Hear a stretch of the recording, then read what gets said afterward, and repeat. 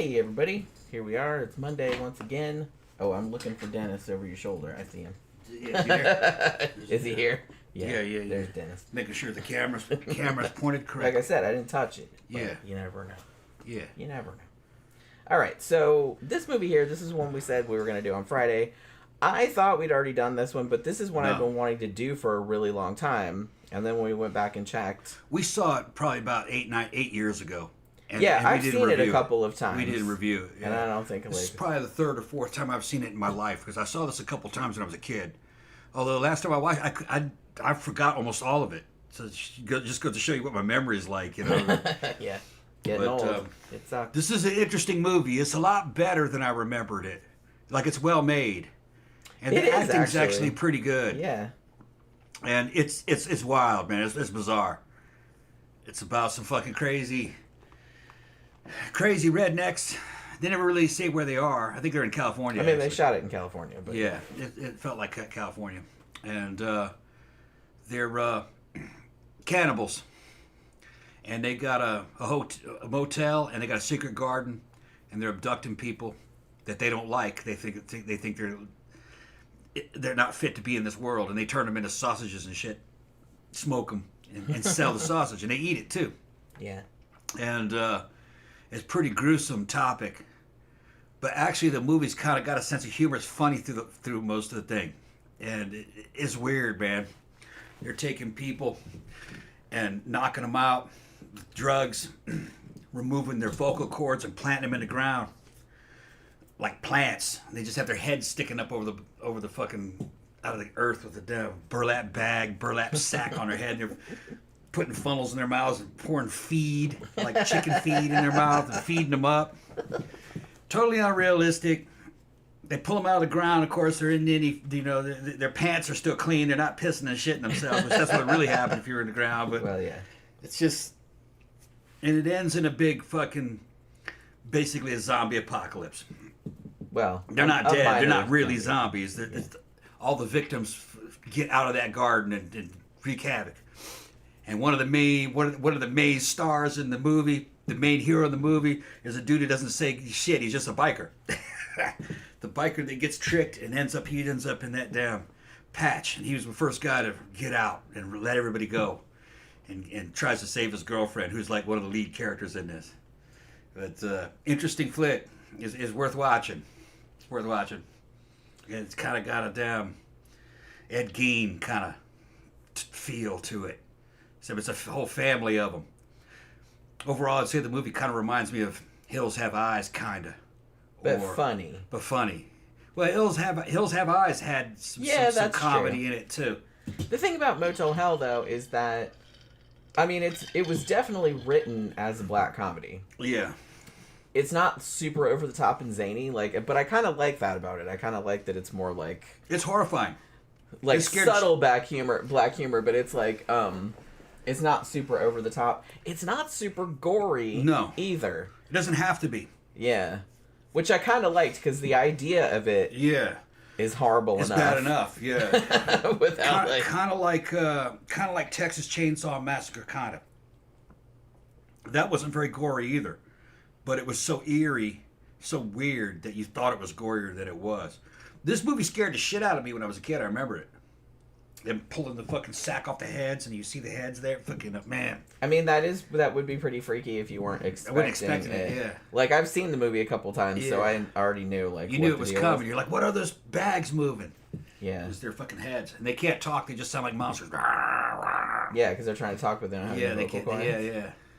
I think the freakiest thing about it, because this movie was actually directed, I don't know if you know this, but the guy that directed it, Kevin Connor, he also did The Land That Time Forgot and At the Earth's Core. Yeah, I like those movies. Among other things. Good movies.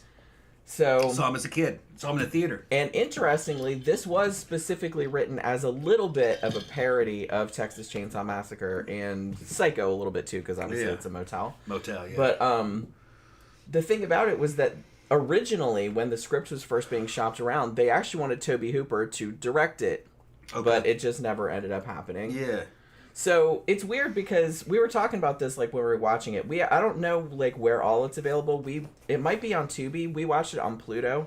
They have it for free on there. with commercials. Yeah, and it's in HD. Yeah. It's crisp. It's like you'd see it in the theater. It looks good. Lot better than it looked like on VHS. That's what I mean. I kind of feel like a lot, and I think we've said this a lot, like when we revisited a lot of older movies from the 70s and 80s that we watched as kids, like growing up. And it's just like a lot of them we saw on VHS, so they looked kind of shit, you know what I mean? And so you thought they were just like some cheap jack, like shitty movie. But like when you see them and they've been restored and they're on Blu-ray or whatever, it's like, wow, this is actually a really... They're shot well. It's a nice looking movie. Good looking movie, yeah. Which this was. This wasn't... I mean, it wasn't like low budget. It was $3 million. They cost $3 million. For what they're doing though, that's pretty low budget. That's fairly low budget. Yeah, still. for what they're doing, they couldn't make this movie for $3 million today. It'd be 3 times that. I mean, it wasn't low budget like Halloween was low budget. Yeah, it was like under $1 million. Yeah. So then this was like a major studio. Like I think it was United Artists or MGM rather. It had good special effects for what it was. Yeah, and especially like I said, it's not. Yeah, like it had a lot of stuff like that, and like I said, it doesn't have a lot of gore. There's tits in it. So there's some nudity. There's nudity. There's nudity, but the teenage boys were happy. There's not a lot of gore though. But I kind of like that. Like I said about it because sexual innuendo. Yeah, that one fucking scene. I had forgotten about the scene with the swingers. The swingers, yeah, that was like pretty fucking funny. Yeah, there's a lot. Part of the gimmick of the movie is that this cannibal family, if you were to just look at them on the surface, they look like an upstanding country family, and they believe that they are upstanding. And they're super Jesus-y. They're super Jesus-y and shit like that, and they're just eating people that they think are basically unfit for society, you know, that they're garbage. Bikers, swingers, snow bunnies. Not talking about not the BBC snow bunnies. We're talking about the fucking girls that ski. Yeah, those kind of snow bunnies. Yeah, not the porny kind of. Not the porn. They had one of the snow bunnies was a Playboy bunny. They had a white one and a black one. They're both cute, but they ended up getting them too.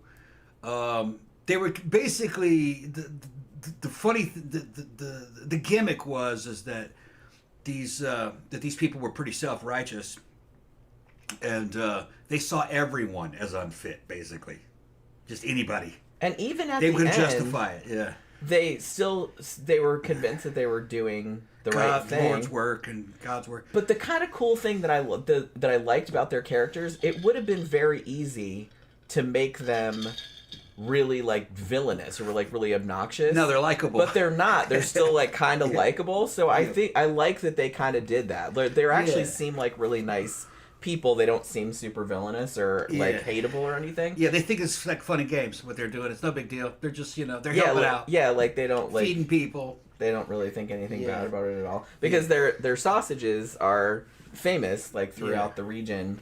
And Farmer Vincent there, who's played by Rory Calhoun, who is actually, I think he really makes this movie because I don't know if he was like a big star like back in the 50s he carries this whole movie. Like he was in a lot of westerns and stuff, so he's like a golden age kind of actor.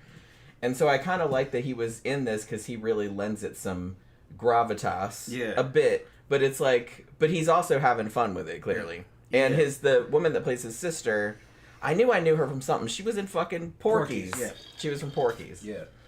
So I think this might have been the only horror movie she did. And then his brother is the local cop who doesn't know that they're cannibals.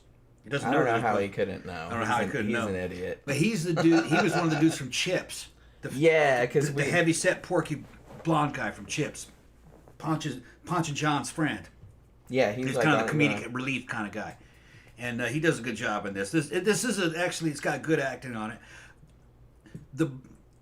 They kind of adopt a biker chick. They were gonna eat her, but fucking Farmer Vincent got a crush on her, so he saved her. And she doesn't know what happened to her boyfriend. I forgot what the boyfriend's name is. Bo, yeah, and he was kind of a big, heavy set biker dude who was probably about 20 years older than her, and he kind of keeps her, and they kind of make her part of the family. She slowly realizes what's happening, though, that they're eating people. And it's funny because, like, to the very end, Farmer Vincent thinks he was doing the right thing. He only had one regret in life. He was using preservatives. I love that line. Like at the end, like after he's been like his side has been penetrated by a chainsaw and he's all fucked up and he's dying and stuff. He's dying, yeah. And he says that was his like one. I'm gonna give you the farm, like to his brother or whatever. I just have one list. I used because the whole time he was talking about 100% natural and fucking, you don't use any preservatives. That was one of his big selling points. Farm-raised meat and all kinds of, no, he was, in the end, no, I was using preservatives. And that was his only regret. It was his only regret. Not all the people not killing all those people, yeah. Because he'd been doing this, they said he'd been doing it for 30 or 40 years, right? Because a lot of the people that were around there was like, oh man, I ate like his smoked meat like growing up. Yeah. You know what I mean? So he's been doing this for a really long time. So he's presumably killed lots and lots and lots of people, and nobody's the wiser. Yeah, when he kills them, he's kind of friendly about it. Yeah, like I said, he abducted a whole van full of band members. It was called Ivan and the Terribles. Ivan and the Terribles. Like, that's so awesome. Yeah, he's got them all buried in the ground. And they're going, and he puts these fucking psychedelic spinning fucking lights and shit, and gets them all high, and he's gonna fucking. Walks them through a whole astral projection fucking thing. Like they're going to Mars or like something. they're going to Mars and getting ready to blast off and shit. He's got nooses around all their necks tied to the tractor. And it breaks their necks and everything, you know what I mean? And they're just like, isn't that nice? They thought, they're acting like it was just fun. That they did a nice thing for them, just weird shit, man. Creepy movie. One of the members of Ivan and the Terribles, fun fact, was the guy that played Cliff Clavin on Cheers. That was Cliff, wasn't it? Yeah. He was only in it for like a couple of minutes. But like I recognized him immediately, like when they showed the van. Yeah, so bikers, rock groups, swingers, snow bunnies. Another thing I like too is that, and they kind of address this, is that Farmer Vincent and his sister, whose name is Ida, and I like that Slasher Fred pointed out, said this movie kind of reminds me of The People Under the Stairs, mostly because we first believe that Ida and Vincent are a couple, and it's not until we find out later that they're in fact siblings. Yeah, because I was kind of confused about that too. I mean, obviously there's a little bit of an age difference, but I just assumed, I'd seen the movie before, but I had like forgotten. So I just assumed they were husband and wife because they were kind of acting like that. But then like later on when they essentially, well, they don't really kidnap her, I guess, because she stays there willingly. But she's got issues. Yeah. But when that starts going on, then later, like, you find out that Ida's actually his sister. So they've been doing this for, like, a really long time. And like I said, his brother, Bruce, is, like, a cop. He's, like, the town sheriff or whatever the hell. And he apparently has no idea, like, he knows his brother is crazy, but he doesn't seem to know that for 30, 40 years he's been putting human meat in the sausages. Yeah.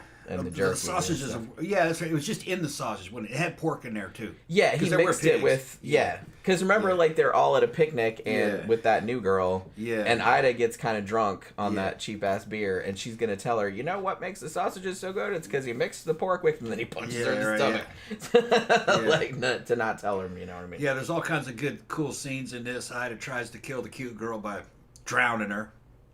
Because she was jealous, I guess. Jealous of her, I guess. Also, they needed an excuse to do, like, a wet T-shirt. Yeah, that was a way to get... It was bugging me so much But she goes topless anyway. Yeah, she's naked a couple of times. Not completely naked, but she's, like, topless. Like, so you get to see her boobies. Yeah. Like, a few times. Yeah, they're okay. They're okay. They're okay. It was bugging me so much, because that's... that actress's name, her name's Nina Axelrod, I think. Yeah. And... I know I've seen her in something, and I went back to her IMDb page, and she was in Cobra. Yeah. I've seen that, but I don't think that's what I'm remembering her from. See, I was disappointed because the Snow Bunnies were a lot hotter, and they didn't show them topless. Yeah, that wasn't in our contract, and she was, and one of them was the Playboy Bunny centerfold. So like. And she's just stacked as hell. Like, yeah, okay, they're going to take her shirt off. It's the 80s. That's why she's here. It never happens. No. Nina Axelrod is the only one that gets topless in time. Although, there is a scene where... Remember the scene where Bruce, the cop, he has a crush on the girl that they pick up? Yeah. And takes her to a drive... Well, okay, he says he's going to take her to a drive-in, but he actually takes her to this lover's lane... where he scares all the other cars and off. they all jump out naked. And they all jump out naked and run around and stuff. Ridiculous. So there is like a lot of... Yeah, and then he like makes them watch the drive-in like from a hill, like through binoculars. Yeah. I'm always like, okay. And the people down... And then... were broadcasting it through the radio so they could hear it. Yeah. So I guess so he doesn't have to pay to get into the drive-in? Yeah, what a cheap date, huh? That's what I'm saying. Yeah. And it's like, and I'm not really sure why he scared off all the Lover's Lane people, because he thought that she would think that was funny, or... Yeah. And then he straight up tries to rape her. Basically, yeah. And she's like... And she forgives him. Okay with it. Yeah, she's like... No, she doesn't give into it, but she like forgets that it happened, I guess. Oh, well. Oh, well, that happens. Yeah, he tried to do that. It was the 80s, man. She doesn't get with him after, because he just keeps like, because he's like, I love you. And she's he's like, simping nah. out. But she's like, for some weird reason, Yeah, she's into the she fucking... falls in love with Farmer Vincent. Yeah. Who is like old enough to be her granddad. Yeah, probably 40 years older. And she's like totally lays it on him too. Yeah. Like she comes out with titties swinging, and she's just kind of like starts making out. And he's all amazed and shit. And he's just like, well, we should be married first. Yeah. So they were gonna get married. Yeah, and he's stiff and he's lame as hell. Just, he's just real uptight, Fucking. It's just, it's very, very strange. It doesn't explain it. She's supposed to be a mama, a biker mama, but there's nothing mama-ish about her. She's like a high school student. She seems real naive. Super innocent, naive. That's not what would be on the... You see, what had happened was that Bo was riding his bike, and they weren't from around there, and he had a nice... It was like a stretched Springer bobber. What it looked like, with maybe it might have had a bitch bar on the back. It wasn't quite a chopper, I would say. It didn't have enough rake on it, but it looked pretty good. It looked cool, and she's on the back, and then Farmer Vincent let it trap. He had a chain? I think he had a chain across. Yeah, and or he shot out their tire. Something about the tire. They left the road, and both of them were knocked unconscious. He sent Bo to the farm, removed his larynx and had him buried. And he saved her. When she woke up, he told the Bo... She said that Bo died. And he made him a little grave and everything. Made him a grave and everything. And she was like, how could you just bury him? And the cop was already there, who was brother with him. He says, yeah, in this county, under circumstances like that, he can bury them. Yeah. Somehow. Okay. I don't know about death certificates or anything like that, but... yeah, that seems super illegal. Yeah. Just saying. So they're like, okay. So then she's along for the ride now. Yeah. Yeah, because she was hurt in the accident. She was hurt, yeah. So she and I guess they don't really explain why they decided to keep her and not eat her like they do the other ones. She was cute. Yeah, but so were some of the other chicks, and they just went ahead and buried them and tried to eat them later. He liked that one for some reason. Yeah, I guess so. So I guess that was the only reason why. So he brings her into the house and they nurse her back to health. And I guess I thought the implication was, because if you notice that Bo, the biker, her boyfriend, was also a lot older than her. Yeah. So maybe she kind of had daddy issues. And, she was into the older dudes. And she was into older dudes, and so... Yeah, Bo was kind of fat, too, if you ask me. Well, I mean, he had a big frame. Yeah. I guess.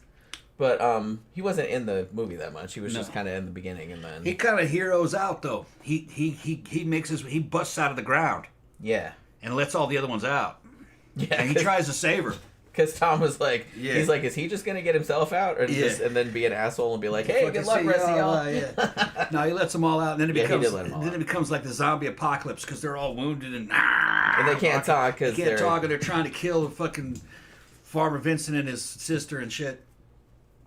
And Bo tries to save his girlfriend, which he kind of does, but he dies in the act, and then she gets saved by another guy. He gets saved by the cop later.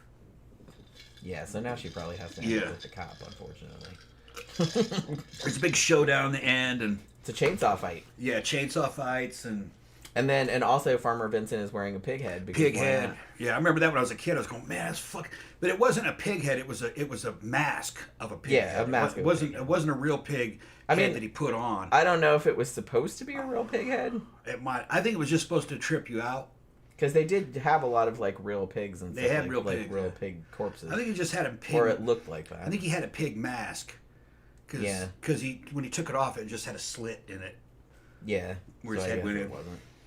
But one thing I did like about it is that I guess they would do this different every time.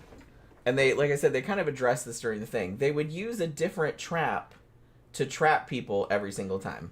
Like the motorcycle people, Bo and the girl that they ended up keeping, you know, he either put a chain across the road or shot out the motorcycle tire or something. Exactly, and then the motorcycle crashed. He used different methods every time. And then he used, and then with Ivan and the Terribles, with their awesome van that had Ivan the Terrible like painted on the side, like it was pretty cool, and like the hammer and sickle and stuff. And then like the lead singer, I'm presuming, looked like Rasputin. Yeah. Like, you know what I mean? So I thought that was kind of funny. And Cliff was in the band too. And then they also had a chick, so I don't know what she did, but she had some pretty wicked like green eyeliner or eyeshadow on. So for that, he put out bear traps, and then that flattened the tire, and then it flipped, and then he gassed them. Remember, like when they were inside the van still? Mm-hmm. And then for the snow bunnies, he put a bunch of obviously very fake cardboard or wooden cow cutouts. Yeah, they were across the road, like that had these weird big freaky eyes. Yeah, they were like reflectors, and like you couldn't get around them, and so like one of them had to get out. Yeah, and like, she had a gun too. She goes, "Here, take the pistol." Yeah, she had a pistol. Yeah, it didn't help her though. It didn't help her. So they ended up getting captured like that too. Yeah. But it's like there was a scene where he's with his sister in the truck, and he's talking about how much he likes doing different traps like every single time because he gets a chance to be creative. Yeah. You know, and I was like, well, you know, it's nice like it's artistic. He's like, yeah. I was like, I just thought that was so funny. Like I said, it's not like zany humor. It's like it's fairly low key, the humor. Like, I think the situation is absurd, obviously. Yeah. But they don't go like crazy over the top with it. Which I kind of feel like, I think that makes it better. I think that makes it funnier. It's not as crazy as the Texas Chainsaw movies, but similar tone, I think, as the first one, kind of. Maybe not really.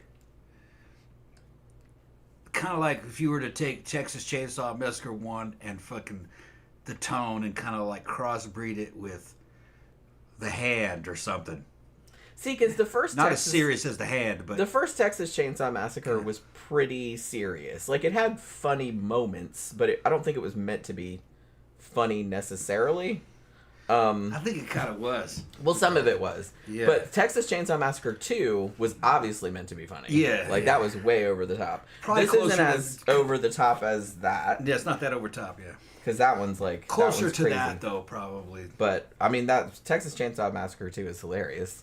But it's a different kind of... This is a lot more...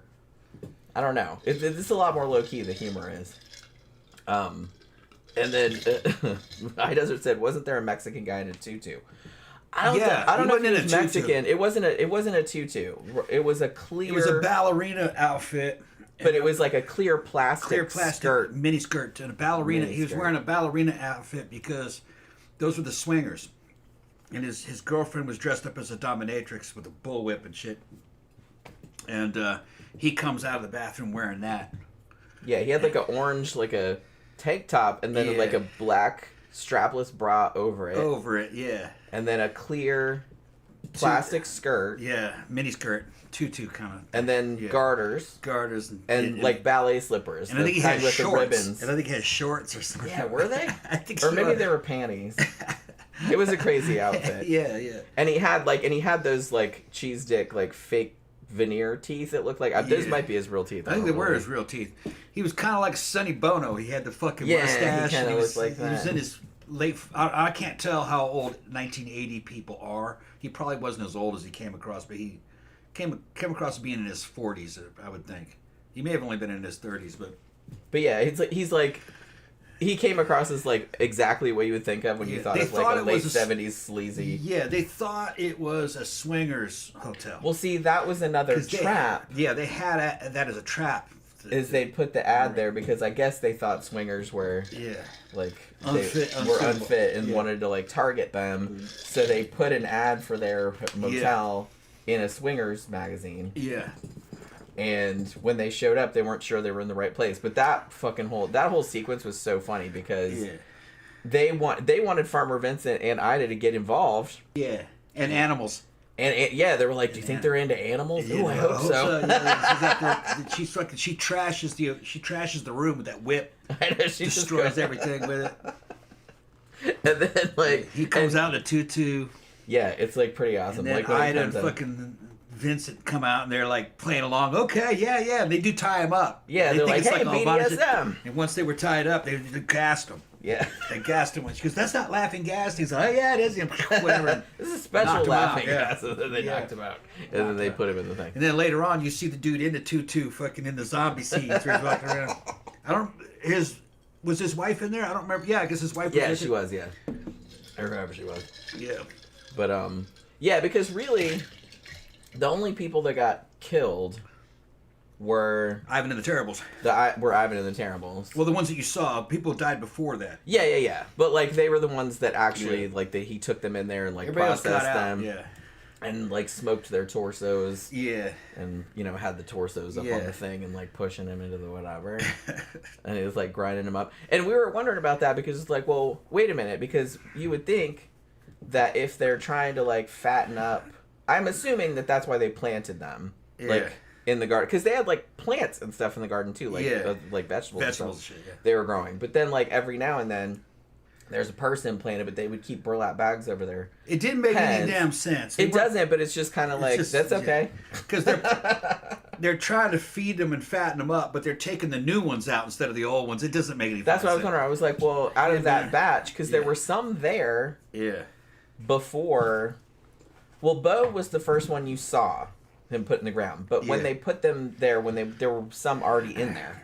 Yeah. And then the next one was like the pork inspector. Yeah. Pork inspector. Yeah, no, he was the meat inspector guy. Yeah. They put him in there. He came out there because he came out to inspect their pigs. Yeah. And they said that he came out every month, but he started getting suspicious. Like he thought something weird was going on which he was right about that. But they ended up killing him because he found out too much. One thing that was kind of funny in there too is Ivan and the Terribles when they're fucking driving, they're getting high in their van, and they're playing their music. You can hear it, and it sounds like Deep Purple. Kind of like a cheap version of Deep Purple. It does, yeah. I was like, okay, yeah, it's a Deep Purple parody. Yeah. And they were all like high as shit. Yeah, and it sounded kind of like a rip-off of a song called Highway Star by Deep Purple. It sounded kind of like that. That's a classic song. Yeah. It does kind of sound like that. Sound like Highway Star, yeah. I laughed so hard at like the whole... I admired their commitment to the theming because they had their whole van painted like that. Yeah. I thought that was really cool. Yeah, then they rolled the van. Well, yeah, when they were... And there was a groupie in there, too. Or was she in the band? I don't know if she was supposed to be in the band or if she was just like a groupie. Yeah. Because I think like when I was looking at the credits, here's the hilarious thing: it's like that all the dudes had like, guitarist, drummer, whatever, and she was just like female terrible. That was what she was credited as. Yeah. So it's like, I don't know. Would she play keyboards? I don't know. I don't know. I don't know. She was a backup singer. She looked like played tambourine. She looked like a 1980 porn star with the fucking makeup and everything and the fucking bad hair. I remember that green eyeshadow. And I think she even had like the sparkly. She had like this little sparkly like glitter thing stuck on there or whatever. Frizzy red hair. Yeah, like reddish hair. Yeah. But it was just, that was really funny. So it's just like, you don't get to know any of these characters really. Like beforehand. They're just kind of cannon fodder. Yeah. Or sausage fodder, I guess, if you want to call it that. But like I said, the only one you get to know is that girl. And yeah, that's just like a really weird situation. Like why she ends up just staying there. I guess they're meant to imply, because she doesn't really talk much about where she was coming from, but I guess her and Bo was like her boyfriend and like she didn't have anybody else. Yeah, maybe she was like an orphan or whatever. So because when they they fixed her up and she was just like, oh, I'll just stay here then. She didn't have anywhere to go. You guys are so nice. Yeah. And they were gonna teach her. Well, Farmer Vincent was gonna teach her to do like meat smoking. Yeah. So he was gonna let her in on the deal. Like that he was killing people. But I think Ida clued into the fact that she wasn't going to be down with that. Yeah. Which she ended up being. She tries to kill her. And so tried to kill her at first. But then, Farmer Vincent ends up saving her. And like I said, he's going to marry her. Because I guess he wants to have sex with her, but that's not allowed because Christians. There was also kind of like a lesbian thing, though, too. I kind of have a feeling that Ida was... He was kind of... She was looking at her a little too long before he killed. She was like, you kind of, you know... Looking at her wet T-shirt. Yeah.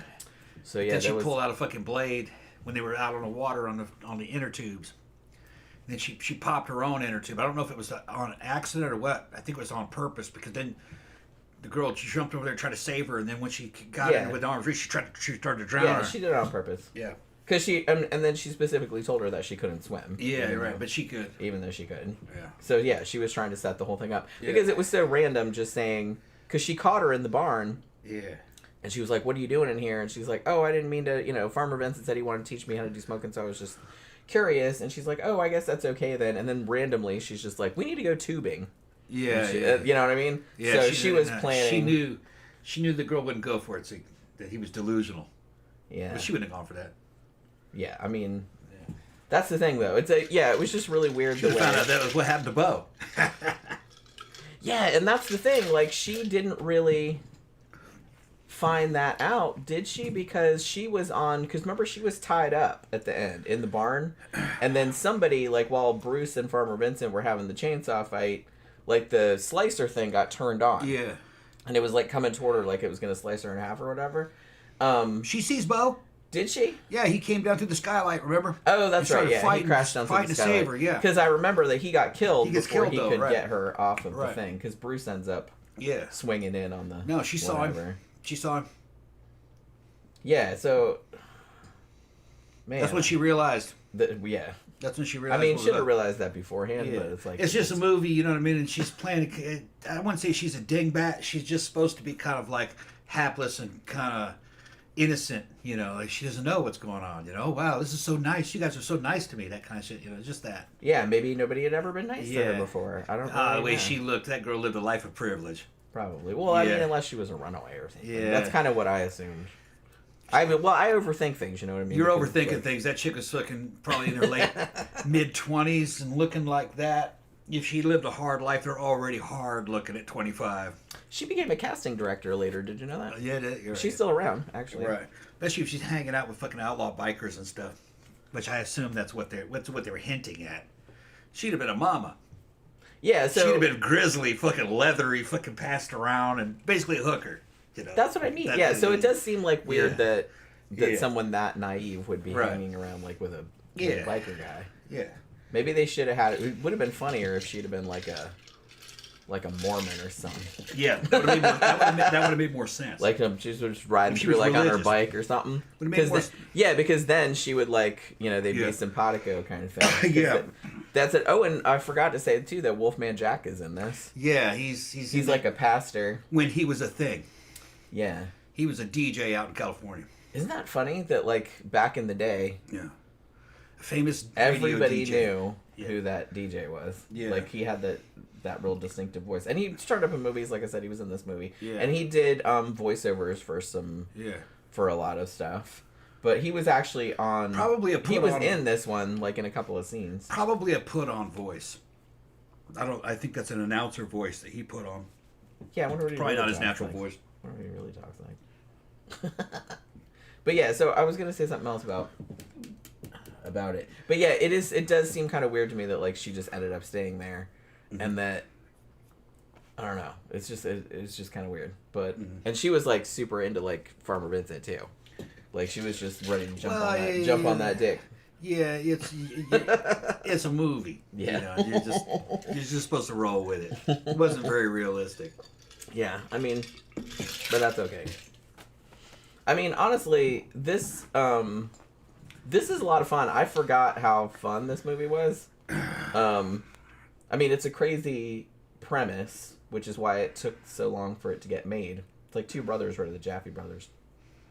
And I thought one of the actresses might have been married to one of the brothers, like when this was made, but I'm not entirely sure.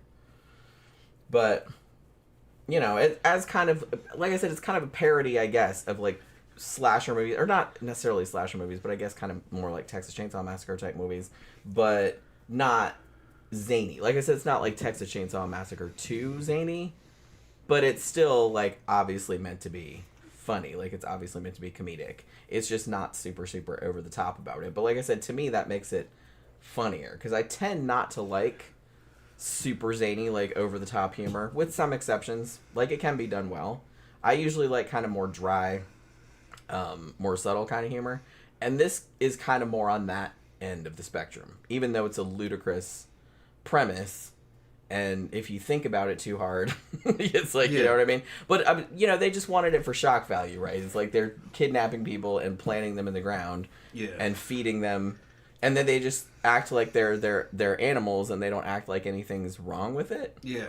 And I think that was kind of the best thing, too, is because they're obviously villains, but they don't come across as, like, super evil. They just come across like they're just doing a regular shit. Yeah. And, like, they don't feel bad about it because they don't think they're doing anything wrong. Yeah. So I think that's part of the humor, too, and that's, like, why I find a lot of it kind of funny. Social commentary from 1980. Yeah. I mean, it's definitely trying to...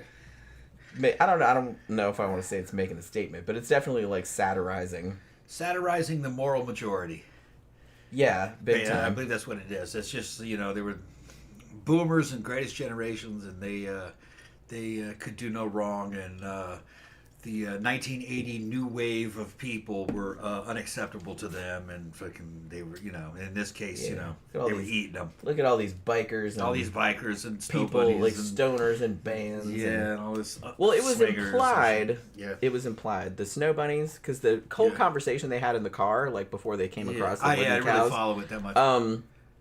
I thought the implication was that they had gone up there and done some sex work and made some money, because one of them said $1,500 for 2 days. Yeah, that's not bad, or something like that. And just the way they were talking, I just assumed they'd gone up there for that. Escorting. Yeah, they were escorting. Yeah, so they didn't come out and say that, but I'm pretty sure that's what they're talking about. Yeah, and then, you know, the whole thing with the swingers, who were obviously like parodies of people, like they were just like the sleaziest fucking people you can imagine, and the dude with the ridiculous outfit, and they were funny though. They were very funny. Real funny. Yeah. That was really funny. Like that whole scene was like super hilarious. Like I said, especially that they were just all, they get in the room, and you know the farmer and Ida come in, and they're just all about it. Yeah, you know what I mean. And it's just like, hey, tie us up. Yeah, all right. You know what I mean. And he has the thing of laughing gas, and they're just like all about it, you know what I mean? And like, so like I said, hoping they're into animals and all this other kind of shit. So they were kind of making fun of, and the funny thing is they were kind of making fun of the swingers, but they were more making fun of people's idea of what swingers are like. Yeah. Does that make any sense? Yeah. Of like, well, everyone's a stereotype. Yeah. The bikers were stereotyped, the rock stars were stereotyped, the snow bunnies. Everybody's a stereotype, and the villains are stereotypes. Yeah. But that was the fun of this kind of movie. Yeah. Yeah. I mean, you can definitely see why this still has like a huge cult following, and why it's so well remembered, even though it's not, like I said, it's not even gory. No, it's weird.